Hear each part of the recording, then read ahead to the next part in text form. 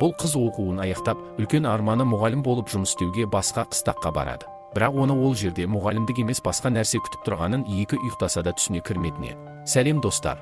Бүгін біз сендерге шын өмірде болған оқиғаға негізделіп түсірілген "Мен ол жақта жоқ сияқтымын" деп аталатын драмалық фильмге шолу жасайтын боламыз. Раздевайся.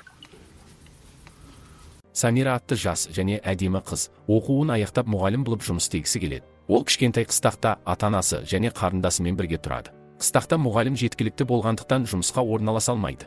Бір күні ол ата-анасымен ақылдасып, тау етегінде орналасқан көрші қыстаққа барып, бір жыл мұғалім болып жұмыс істеп келуді шешеді. Сөйтіп ол заттарын жинап жолға шығады. Ол ұзақ жол жүріп айтылған мекен жайға да жетіп келеді. Осыдан біз қыстақ тұрғындарының өте кедей екенін және тұрғындардың жүзінен адами қасиеттерден өте алыс екенін көруімізге болады. Қыз автобустан түсіп, мектепті сұрағанда, қыстақ еркектері қызға жаман ниетпен қарап тұрғанын байқаймыз. Самира мектеп ішіне кіреді. Бұл жерде тек бір сынып және барлығы араласып оқи береді екен.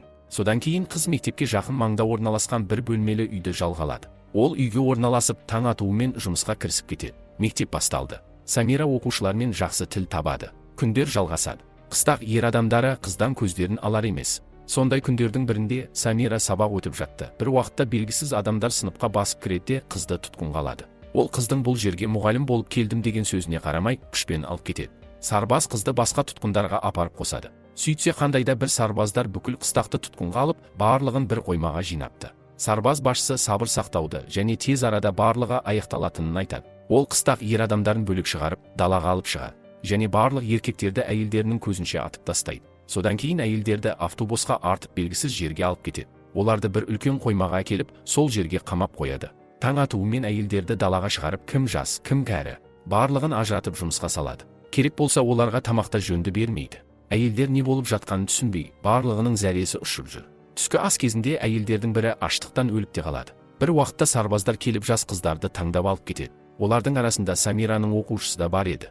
Бірақ Самираны таңдамайды. Арадан біраз уақыт өтіп жаңағы қыздар оралады. Оларды әбден пайдаланып, азаптаған көрінеді. Ертесі күні кішкентай қызға қарап отырған Самираның қасына бір сарбаз келіп, өзімен бірге жүруін бұйырады. Оны ертіп жеке бөлмеге алып барады. Біраз уақыттан кейін бөлмеге 3 ер адам кіреді. Олар қызға шешінуін бұйырады. Раздевайся. Егер қарсылық танытса, сол жердің өзінде атып өлтіретінін айтады. Қатты қорыққан қыз бұлжытпай олардың бұйрығын орындайды. Қысқасы 3 ер адам қызды өздерінің лас ниеттеріне пайдаланады. Ол жетпегендей қызды ұрып, бет аузын қара қанға бөлейді. Осыдан кейін Самира біраз уақыт өзіне келе алмай жүреді. Ол өзін іштей жек көріп, керек болса өзіне қол жұмсамақшы да болады. Солайша күндер жалғасады. Солдаттар күнде керекті қыздарын алып пайдаланып жүрді. Өз кезегінде олар Самираны да пайдаланып, мазақ етуін жалғастырады. Негізі бұл солдаттардың мақсаты жер таласып, сол қыстаққа шабуыл жасаған екен. Олар мемлекетке қарсы шығып, жер мен су талап етеді. Енді болса қыстақ ер адамдарын өлтіріп, әйелдерін пайдаланып жүруде. Осындай азаптардың кесірінен біраз әйелдер көз жұмады. Олар ішінара сөйлесіп, бір күн келіп бұл азаптан құтылатынына сеніп жүрді. Тіпті олар қашуға да шамалары жетпейді. Егерде қашатын болса өлетіні анық еді. Өте қорлық көрген Самира өзін жек көргендіктен жынды бола жаздайды. Ол айнаға қарап боянып, енді мен осылай болдым деп тағдырына тән береді.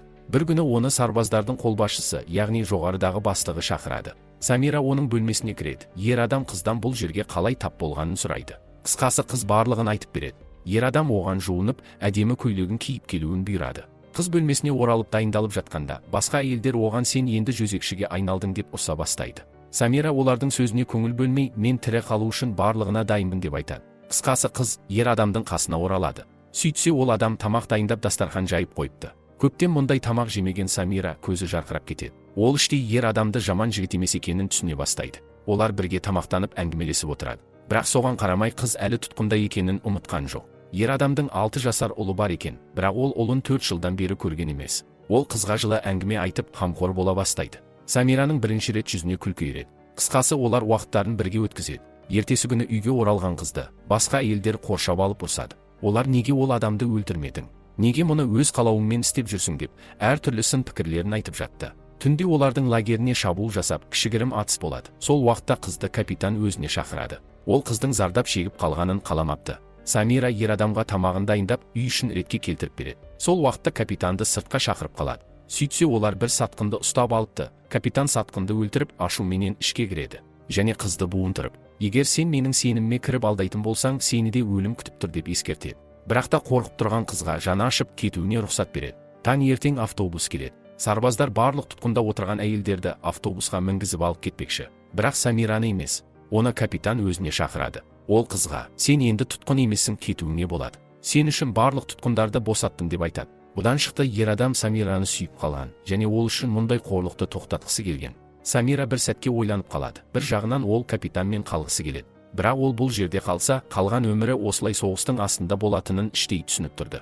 Ер адам оған аздап ақша беріп, "Сен бақытты болуға лайықсың" деп айтады да. "Егер қазір автобусқа барып отырмасаң жүріп кетеді. Кейін басқа мүмкіндік болмайды" деп айтады. Ты достойна счастья.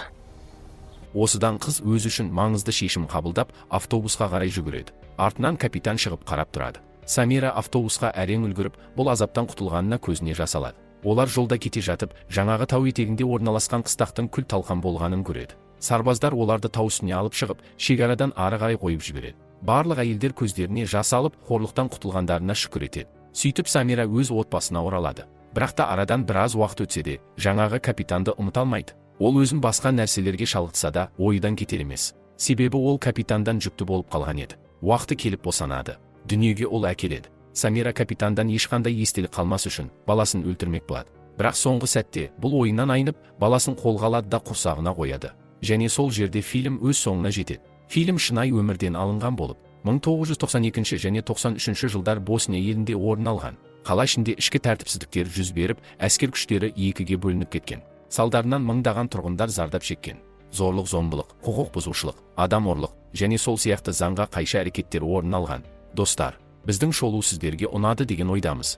Комментарияға пікірлеріңізді жазып кетуді ұмытпаңыздар. Осымен біздің видео өз соңына жетті. Келесі кездескенше аман сау болайық.